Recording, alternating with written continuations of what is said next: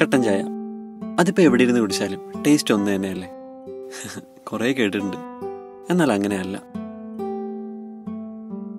ശ്വാസം പോലും വിടാൻ പറ്റാതെ സിറ്റിയുടെ തിരക്കിൽ നിന്നും കുടിക്കുന്നതിനേക്കാൾ എത്രയോ ബെറ്റർ അല്ലേ ദേ ഇതുപോലെ ഈ പച്ചപ്പും കണ്ടുകൊണ്ട് ഈ ഒരു കട്ടൻ ചായ. പിന്നല്ലാണ്ട്. അപ്പോൾ ഇന്നത്തെ കഥ ദേ ഇവിടെയാണ്. ഈ കട്ടനും കുടിച്ച് ഇന്നത്തെ ദിവസം ഇവിടെ അങ്ങ് തുടങ്ങുവാണ്.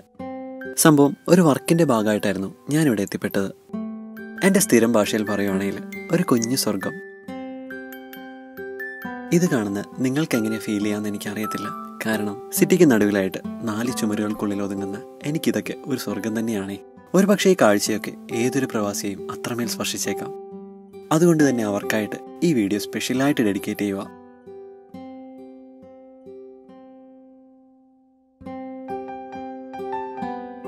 ഇതെൻ്റെ ഫ്രണ്ട് ബേസിലിൻ്റെ വീടാണ്. സത്യം പറയാലോ, അസൂയ തോന്നിപ്പോയി അവനോട്. അത്രയും ഒരു സമാധാനവും ശാന്തവുമായ ഒരു ഏരിയ. മൂവാറ്റുപുഴയാണ് സ്ഥലം. എന്തായാലും ഒരു പ്രൈവറ്റ് ഏരിയ ആയത് കാരണം അത്രയ്ക്ക് അങ്ങോട്ട് ഡീറ്റെയിൽ ആയിട്ട് ഞാനിവിടെ പറയുന്നില്ല. അതിരാവിലെ എഴുന്നേറ്റ് ഒരു കട്ടനും കുടിച്ച് ക്യാമറയായിട്ട് മെല്ലെ അങ്ങോട്ട് നടന്നു.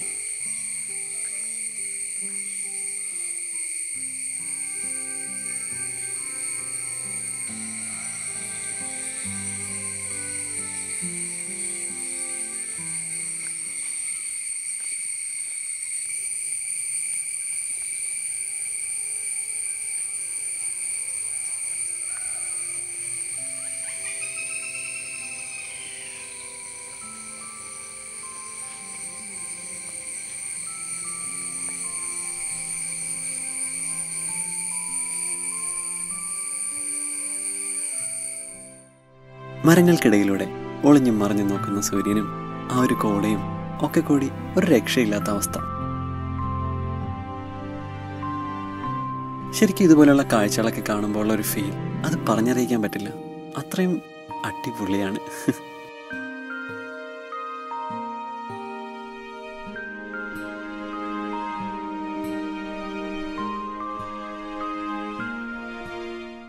ഈ കാണുന്ന ഈ കുഞ്ഞു വഴി ഏകദേശം 800 മീറ്ററോളം പോകണം ബേസിലിൻ്റെ വീട്ടിലേക്ക്. അപ്പോൾ മെയിൻ ഹൈലൈറ്റ് എന്താ വെച്ചാൽ ഇതിനിടയിൽ എവിടെയും കോൺക്രീറ്റ് മതിലുകളോ ഹൈടെക് വീടുകളോ ഒന്നുമില്ല. ഈ ഒരു ഏരിയ ഒക്കെ കണ്ടാൽ ശരിക്കും ഒരു വീട്ടിലേക്കുള്ള വഴിയാണെന്ന് ആർക്കെങ്കിലും തോന്നുമോ? എനിക്ക് ഒട്ടും തോന്നിയില്ല കേട്ടോ. കാരണം ആദ്യമായിട്ട് ഇവിടെ വന്നപ്പോൾ ഉള്ളൊരവസ്ഥ അത് ഞാൻ എങ്ങനെയാ പറയേണ്ടതെന്ന് എനിക്കറിയത്തില്ല. കറക്റ്റ് ഒരു കാറിന് പോകാനുള്ള ഒരു കുഞ്ഞു വഴി. ഇല കൊഴിഞ്ഞു വീണ ഈ റോഡിലൂടെയുള്ള ഒരു മോർണിംഗ് വാക്ക് ഒരു രസാട്ടോ. ഒരു വശത്ത് ആഞ്ഞിലിയും കുരുമുളകും റബ്ബറും ഒക്കെ ആയിട്ട് അങ്ങനെ ഇല്ലാത്തതായി ഒന്നുമില്ല ഇവിടെ. സാധാരണ വെളുപ്പിന് എഴുന്നേക്കാൻ മടിയുള്ള ഞാൻ അലാം വെച്ച് എഴുന്നേക്കുമായിരുന്നു ഈ ഒരു കാഴ്ചയൊക്കെ കാണാനായിട്ട്.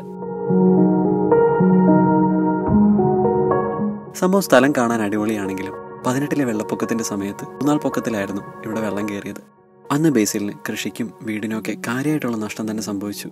വെള്ളം കയറുന്നൊരു കാര്യം ഒഴിച്ചാൽ ശരിക്കും സ്വർഗം തന്നെയാണ് ഈ സ്ഥലം. സിറ്റിയുടെ ഒരു ഒച്ചപ്പാടോ ബഹളോ ഒന്നുമില്ലാണ്ട് സമാധാനമായിട്ട് ജീവിക്കാൻ പറ്റിയൊരു സ്ഥലം. കണ്ടില്ലേ, ചുറ്റും ജാതിമാരാണ്.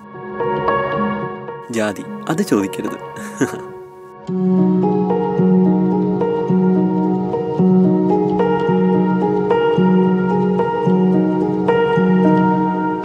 ഈ വഴിയുടെയൊക്കെ എത്ര ഫോട്ടോസ് എടുത്തേന്നോ? എത്ര എടുത്തിട്ടും മതിയാവില്ല. അതുപോലെ അടിപൊളി ഫ്രെയിംസ് ആണ്.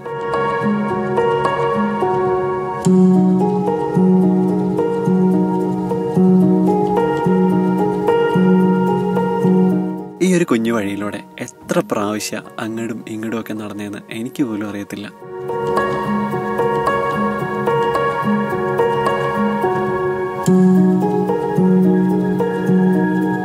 ഞാൻ മുന്നേ പറഞ്ഞിട്ടില്ലേ, ചില കാഴ്ചകൾ അല്ലെങ്കിൽ ചില കാര്യങ്ങൾ വാക്കുകൾക്കും അതീതമാണ്. പിന്നെ അറിയില്ല കേട്ടോ ഇതെൻ്റെ മാത്രം തോന്നലാണോ എന്ന്. ഫോട്ടോഗ്രാഫിയൊക്കെ ഇഷ്ടപ്പെടുന്ന ഒരാളാണ് അവിടെ എത്തുന്നതെങ്കിൽ പിന്നെ പറയണ്ട, അവിടെ നിന്ന് വിട്ടുപോകാനായിട്ട് ലേശം പാടുപെടും.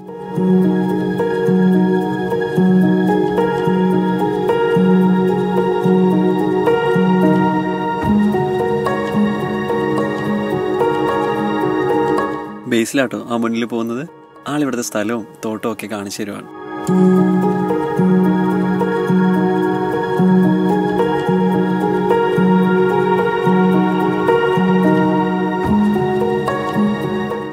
പണ്ടത്തെ റബ്ബർ ഷീറ്റ് അടിക്കുന്നൊരു മെഷീനായിരുന്നു അത്. പക്ഷേ ഇപ്പോൾ ആകെ കാട് പിടിച്ച് നാശമായി.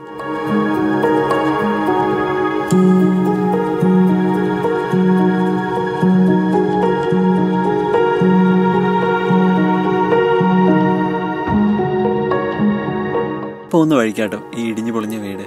ശരിക്കൊരു ഫോട്ടോഷൂട്ടിനൊക്കെ പറ്റിയൊരു സ്ഥലം അല്ലേ?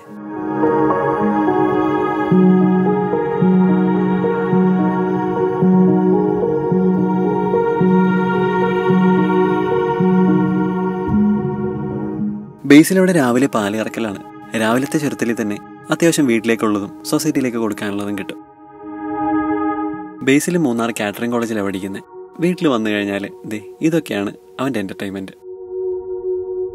ഇവനാണ് ഇവിടുത്തെ കാവൽക്കാരൻ. കോഴിക്കൊക്കെ ഓടി നടന്ന് ചിക്കിപ്പറക്കി നടക്കാനായിട്ട് ഇഷ്ടം പോലെ സ്ഥലം.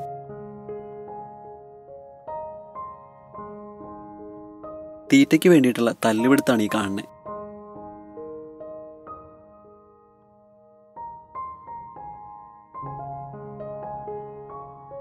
ഈ കാണുന്ന കേട്ടോ നമ്മുടെ ബേസിലിൻ്റെ വീട്. ഇവിടുത്തെ മുറ്റത്ത് ടെൻ്റ് അടിച്ചിട്ടായിരുന്നു നമ്മുടെ സ്റ്റേ. ഈ ഒരു സമയത്ത് എവിടെയും പോകാൻ പറ്റില്ലല്ലോ. എന്തായാലും ഇവിടെ വന്നപ്പോൾ ആ സങ്കടം അങ്ങോട്ട് മാറിക്കിട്ടി. ഈ ഒരു വീഡിയോ ബേസിലിൻ്റെ ചേച്ചിമാർക്ക് കൂടി വേണ്ടിയിട്ട് ഡെഡിക്കേറ്റ് ചെയ്യുവാണ്. കാരണം 2 ആൾ ഇവിടെയല്ല, വിദേശത്താണ്.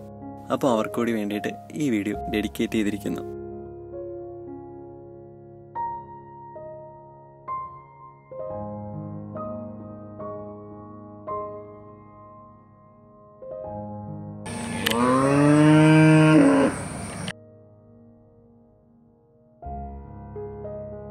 അങ്ങനെ ഒട്ടും പ്രതീക്ഷിക്കാത്ത ഒരു യാത്രയും ഒരു താമസവും അവിടുത്തെ ആ കാഴ്ചകളും ഒക്കെ കണ്ട് ഞാൻ അവിടെ നിന്ന് മടങ്ങി.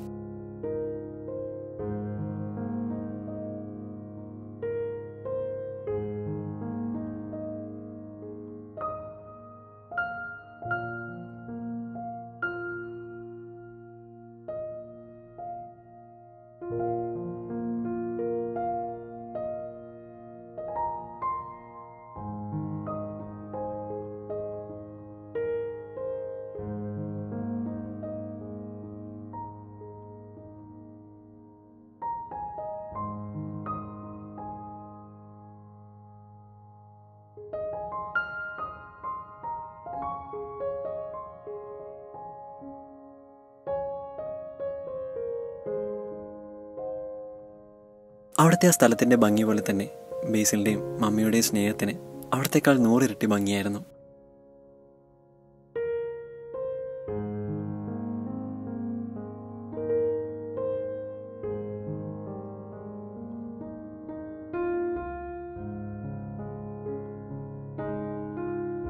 രണ്ടാളോടൊരു താങ്ക്സ് പറഞ്ഞാൽ അതൊരു വലിയ ഫോർമാലിറ്റിയായി മാറും. അതുകൊണ്ട് തന്നെ വീണ്ടും വരാം എന്നുള്ള വാക്ക് കൊടുത്ത് അവിടെ നിന്ന് തിരിച്ചു.